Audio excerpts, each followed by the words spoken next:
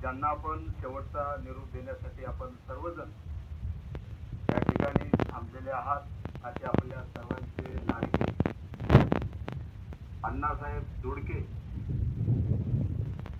यांना आपण सर्वजण निरोप देण्यासाठी थांबलेले आहात। पहिल्यांदा मी भीम टायगर सेनेचा राष्ट्रीय अध्यक्ष नात्याने आमच्या भीम टायगर सेना या सामाजिक संघटनेकडून माझ्या शेळके परिवाराकडून मी त्यांना या ठिकाणी भावपूर्ण श्रद्धांजली वाहतो आणि दोडके परिवारावर जो दुःखाचा डोंगर कोसळला मी तथागताची प्रार्थना करतो की त्यामधून त्यांना सावरण्याची ताकद मिळो।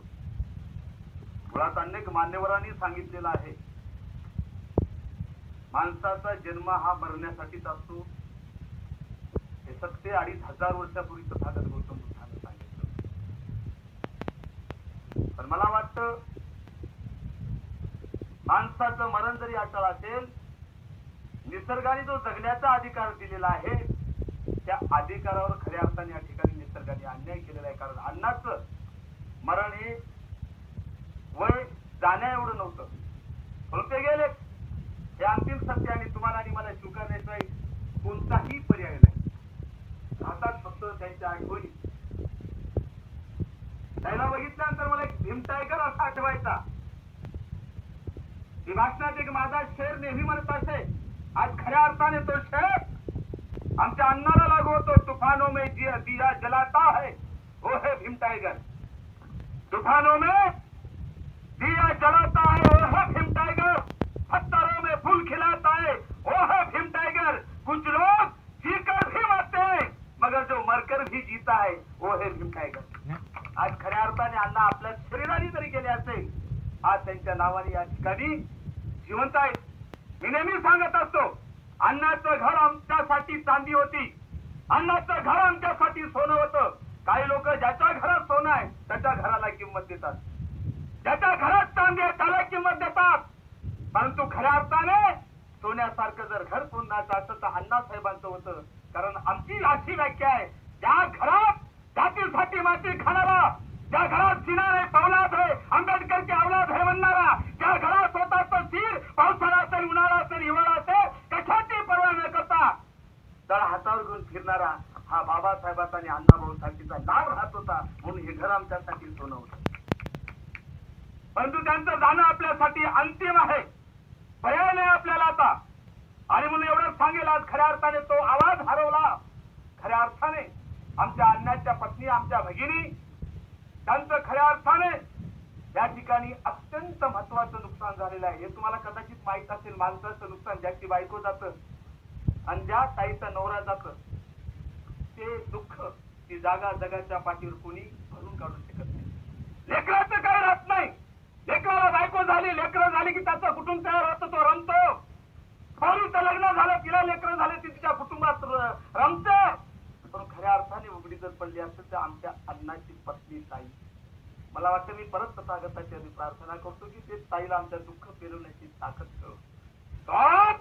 आम्हाला ऐकू येणार नाही कुठे दादासाहेब कुठे आहे किशोर दादा, तो आवाज आम्हाला ऐकू येणार नाही। गणेश जेवला का, सविता जेवलीस का, शिलाबाई जेवलीस का, घरी गेलास का, मी आलो जेवण कर, घरी का आला नाहीस, लवकर या घरी। हा आवाज खऱ्या अर्थाने आता आमच्या ताईला त्यांच्या मुलाला आणि लेकराला आयुष्यात आता ऐकू येणार नाही। तो आवाज खऱ्या अर्थाने आज संपलेला आहे।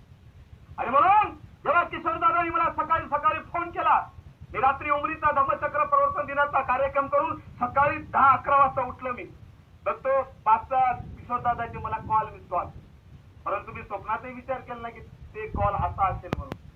मला वाटतं एखादा कार्यक्रम असेल काहीतरी असेल। जेव्हा त्यांनी सांगितलं दादा अण्णा गेले खरंच दुःख वाटलं मला। धडपडणारा समाजासाठी खऱ्या अर्थाने धर्मांतराची गोष्ट साधी गोष्ट नाही होत। धर्मांतर जो करत नाही मला खरं बोलायचं आहे बौद्ध झालेल्या माणसाला आमचे बौद्ध स्वीकारत नाही अशी परिस्थिती आहे। नुसत्या गप्पा मारतात माईक मध्ये फक्त नुसतं सांगतात माईक मध्ये सारा भारत बौद्धमय करील। बाबासाहेबांनी सांगितले ज्याने ज्याने धर्मांतर केलं त्याला उघडं पाडण्याचं काम बौद्धांनी केलं, कोणी स्वीकारलं नाही। घरापुरतं ठेवलं आणि स्टेजपुरतं ठेवलं। जेव्हा द्यायची घ्यायची पारी आली पोरापोरीची कोणी जवळ करत नाही।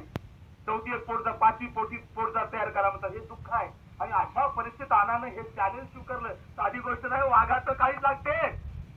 कारण अशा माणसाची धर्मांतर करणाऱ्या माणसाची अशी परिस्थिती होते, तोही मातंग समाजही दूर लोटतो. आणि आमचा बौद्ध समाज पोटजातीच्या बाहेर गेल्याने अण्णाला केव्हा स्वीकार कौतुक करे, जेजोर हार घालेल. आणि अशा परिस्थितीनं अण्णानं धर्मांतर केलं. याचा अर्थ खऱ्या अर्थाने अरे बौद्ध धर्माचा उपासक कोणाला म्हणाव तर त्याचे खरे वारसदार फक्त अण्णा ठरतात. बाबासाहेबांचा अन्याय कोणाला म्हणाव त्याचे खरे वारसदार आमचे अण्णा ठरतात. आणि म्हणून भीम टायगर सेनेच्या माध्यमातून त्यांच्याकडे जो प्रेम, आपुलकी, जिव्हाळा आणि सतत धडपड जी होती, तळमळ म्हणतात ना, ती तळमळ मी भीम टायगर सेनेच्या माध्यमातून भारत आणि महाराष्ट्रभर फिरण्याचं काम करेल. आज खऱ्या अर्थाने कुटुंब उघडं झालं, मग आमचा किशोरी उघडा झाला. खरा त्याचा उजवा हात होता तो. नेहमी मी आज मला वाटते आमच्या अण्णा बायको सोबत कमी राहिले असतील, 20 वर्ष अगोदरच माहित नाही मला. लेकरासोबत कमी राहिले असतील, मुलीसोबत कमी राहिले असतील. मी जेव्हा जेव्हा पुस्तकला किशोर सोबतच दिसायचे. आज किशोरी उघडा झालेला आहे. किशोरला मी विनंती करतो की आता यापुढे तुझी मोठी जबाबदारी आहे. आम्ही तर दूर राहतो, सोबत आहोत, पण किशोर तू तुझ्या जशा लेकरावर प्रेम करतोस, तुझ्या आई वडिलावर प्रेम करतोस, तुझ्या लेकरावर प्रेम करतोस, हे आता तुझं कुटुंब आहे. आता यापुढे तुला दोघांमध्ये भेदभाव करता येणार नाही. तुला कळलं तुझं लेकरू बिमार आहे, इकडे आमची ताई बिमार आहे, तर तुला प्राधान्य आमच्या ताईला द्यावं लागेल, लेकराला नंतर. आणि किशोर त्या विश्वासाला तडा जाऊ देणार नाही एवढी अपेक्षा करतो. आणि भीम टायगर सेना सुद्धा या कुटुंबाला उघडं पडू देणार नाही एवढा शब्द देतो. मी या ठिकाणी म्हणणार आहे, अण्णा साहेब जोडके आपण सर्वांनी म्हणायचं अमर राहील 3 वेळ. आणि शेवटी शेवटचा निरोप म्हणून त्यांना रिस्पेक्ट, त्यांच्या कार्याचा आदर म्हणून 1 मिनिटासाठी मी जेव्हा 1 म्हणेल तेव्हा सर्वांनी सावधान अवस्थेमध्ये उभं राहायचं. आणि मी जेव्हा 2 म्हणेल तेव्हा सर्वांनी विश्राम अवस्थेमध्ये होईल. नंतर मग आमचे खर्चे साहेब पुढील जे प्रोग्राम आहे ते पार पडतील याची सर्वांनी नोंद घ्यायची. पहिल्यांदा अण्णासाहेब जोडके, अण्णासाहेब जोडके, अण्णासाहेब जोडके. अण्णासाहेबाला शेवटचा रिस्पेक्ट, शेवटची आदरांजली, शेवटची मानवंदना म्हणून आपण सर्वांनी उभं राहून 1 मिनिटाची त्यांना आदरांजली व्हायची आहे. भीम टायगर सेना, समस्त बौद्ध बांधव, समस्त मातंग बांधव, समस्त बहुजन समाज या ठिकाणी आलेल्या आपल्या सर्वांच्या वतीने त्यांना शेवटचा शालोट म्हणून या ठिकाणी आदरांजली व्हायची आहे. आपण सर्वांनी उभं राहावं. जेव्हा मी 1 म्हणेन सर्वांनी सावधान अवस्थेमध्ये उभं राहायचं. आणि जेव्हा मी 2 म्हणेन तेव्हा आदरांजली संपली असं आपण सर्वांनी गृहीत धरावं.